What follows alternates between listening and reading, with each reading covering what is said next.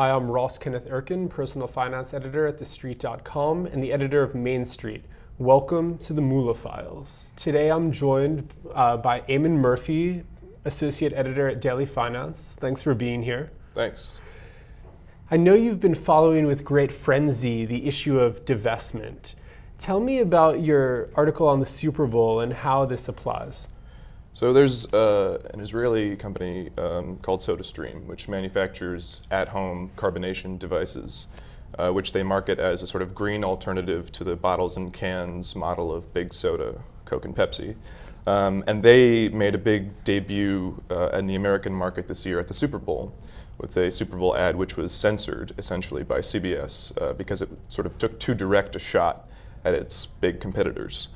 But really the sort of underlying controversy of SodaStream, which caught my interest, was that its main production facility is located in a settlement in the West Bank, and it employs Palestinians, and it's on confiscated land. So it's a source of real controversy because they're perceived as profiting from participating in the settlement enterprise. They counter that they are providing jobs, economic opportunity for the residents of the West Bank. And so this really got me into the question of divestment because there's people who are arguing for a boycott of companies like SodaStream or divestment from publicly traded companies, as SodaStream is, that are involved in the West Bank or located there. From the Main Street angle, this actually is also happening at major institutions and universities. Let's talk about the recent boycotts proposed at UC Berkeley. Yeah, so UC Berkeley, the student senate there last Wednesday night, actually, after an all-night session that was reportedly quite emotional and went into 5:30 in the morning, they passed by a vote of 11 to 9 a measure calling on the university to divest from 3 companies, Caterpillar, Hewlett-Packard, and Cement Roadstone, which do business in the West Bank as part of the occupation. UC Berkeley the same body had passed a bill 3 years ago targeting GE and United Technologies for the similar reasons, military applications, as part of the occupation. But it was vetoed by the president of the Senate, a student. And this time, the student Senate president said he would not veto it, so the bill has gone through. This has been presented as a big victory for proponents of boycotts. Even though the chancellor of the university said, "I will not enforce this. I think this is the wrong approach to single out one country, and it only increases the acrimony on campus and so on." But there were students, one of the co-sponsors of the bill said, I'm a working student. I don't want 1 cent of my money going towards the occupation of my brothers and sisters.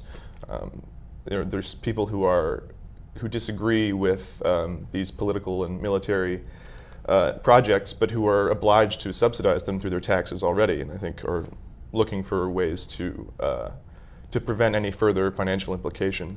Although there is also obviously a political valence to it. There is a broader BDS movement, boycott, divestment, sanctions, which has a political program to sort of change policies in the region, which is quite controversial.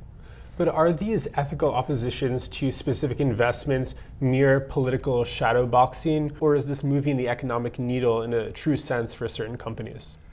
Well, just last week, G4S, which is the largest security company in the world and does business in the West Bank, providing services at prisons and checkpoints and so on, they announced that they're canceling some of these contracts for business ethics reasons.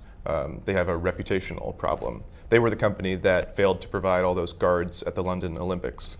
And an analyst quoted in the FT said that he thought they could exit that business, the West Bank business, altogether.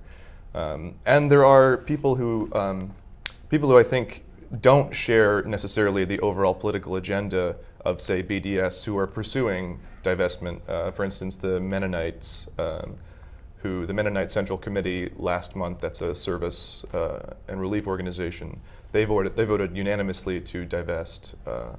And so they were saying essentially that there are laws, if you're in Europe or America, there are laws that prevent you from funding Palestinian violence against Israel, but there are no converse protections. So they're essentially trying to implement screens that will, determine which mutual funds they can be involved in, and that will ensure that they are investing according to their consciences. Eamon Murphy, Associate Editor at DailyFinance. Thanks so much for being with us. Thank you. Once again, I'm Ross Kenneth Erkin, Personal Finance Editor at TheStreet.com. This has been the Moola Files.